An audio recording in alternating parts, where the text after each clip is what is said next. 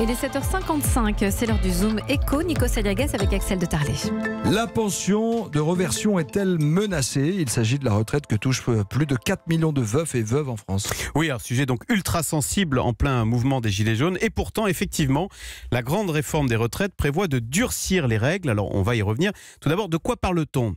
Quand dans un couple, l'un meurt, l'autre récupère en gros la moitié de sa retraite. Alors 9 fois sur 10, vous savez, il s'agit de femmes, donc de veuves, qui continuent de toucher la moitié de la retraite de leur défunt mari. Eh bien, c'est ce système qui est aujourd'hui remis en cause. Et c'est pas une idée en l'air. Vous savez que la Suède a supprimé la pension de réversion en expliquant qu'il fallait encourager le travail des femmes et que ce système de pension de réversion les incitait à rester à la maison. Et figurez-vous que l'OCDE vient de publier un rapport qui va dans le même sens, expliquant que ce système est finalement très injuste, car cela revient à faire payer par les célibataires la retraite des gens mariés. Mais si on fait ça chez nous aujourd'hui, ce sera la révolution. Alors oui, donc l'idée c'est quand même pas de supprimer la retraite de réversion en France, mais de la plafonner. Alors donc, en gros, le principe, une veuve touchera la moitié maximum de ce que touchait le couple avant. Je vous donne un exemple. Si dans un couple de retraités, la femme gagne 1000, l'homme 2000, le plafond sera à 1500 maximum, pas plus. Alors qu'avec le système actuel,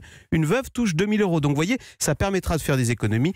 Mais franchement, vu le climat actuel, ça paraît très compliqué pour le gouvernement de s'attaquer aux veufs et aux veuves qui touchent en moyenne, les statistiques le disent, 642 € par mois. Cette réforme de la retraite, on l'attend pour...